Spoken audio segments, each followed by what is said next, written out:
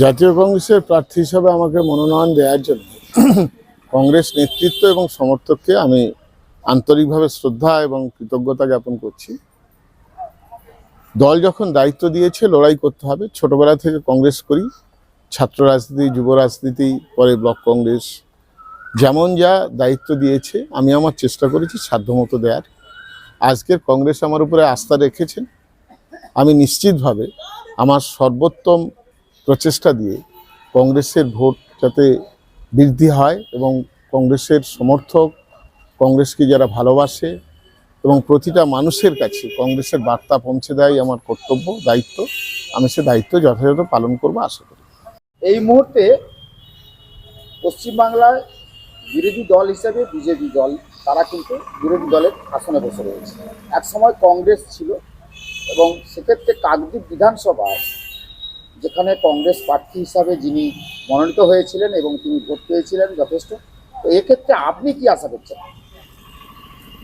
দেখুন, কংগ্রেস দল সর্বভারতীয়। দীর্ঘদিন আমরা বিভিন্ন রাজনৈতিক দলের সঙ্গে জোটবদ্ধভাবে লড়াই করেছি।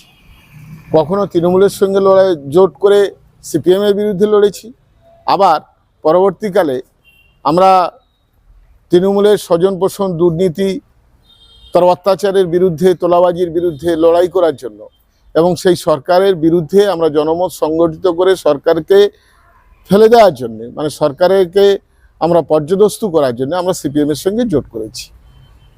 2011 সালে তৃণমূলের সঙ্গে জোট, 2016-এ সিপিএমের সঙ্গে জোট, পরবর্তীকালে 2021-এ সিপিএমের সঙ্গে জোট। তাহলে আলটিমেট দীর্ঘদিন পর এই প্রথম কংগ্রেস প্রায় 20 বছর পর এককভাবে 294টা আসনে কংগ্রেস প্রতিদ্বন্দ্বিতা করছে।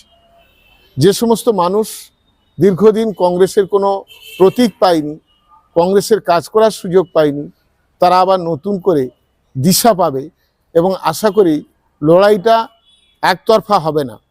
কংগ্রেস লড়াই করবে এবং সারা পশ্চিমবঙ্গে কংগ্রেস সরকারের বিরুদ্ধে, সরকারের দুর্নীতি, সরকারের স্বজন পোষণ এবং কেন্দ্রে যে সরকার আছে বিজেপি, তারা যে মানুষের মধ্যে বিভেদ এবং ঘৃণা সৃষ্টি করে একটা সাম্প্রদায়িক বাতাবরণের পরিবেশ তৈরি করেছে পশ্চিমবঙ্গে, তার বিরুদ্ধে কংগ্রেস প্রতিটা মানুষের কাছে একটা সুস্থিতির বার্তা, একটা সম্প্রীতির বার্তা পৌঁছে দিতে বদ্ধপরিকর এবং আমরা সেই কাজটা করছি। আমরা চেষ্টা করছি, পশ্চিমবঙ্গের ধর্মনিরপেক্ষ পরিবেশ ছিল, আছে এবং আগামী দিনে থাকবে। সেই ধর্মনিরপেক্ষ মানুষ তারা নিশ্চিতভাবে বিজেপিকে গ্রহণ করবে না। এক্ষেত্রে কাকদ্বীপ বিধানসভায় যেহেতু আপনি প্রার্থী হিসাবে এই মুহূর্তে নির্বাচিত হয়েছেন, তো আশাবাদী যে আপনার জয়লাভ? আমি নিশ্চিত। আমি একটা চেষ্টা চালিয়ে যাচ্ছি। আমার কংগ্রেস কর্মীরা তারা প্রতি বুথে কাঁধে কাঁধ দিয়ে লড়াই করছে। আমরা একটা ভালো ফল করব এবং নিশ্চিতভাবে একটা দাগ কাটার চেষ্টা করব, এটা আমি আশাবাদী। আমার নাম নাসিরউদ্দিন আহমেদ। আমি কাকদ্বীপ 131 নম্বর বিধানসভা কেন্দ্রের কংগ্রেস মনোনীত প্রার্থী।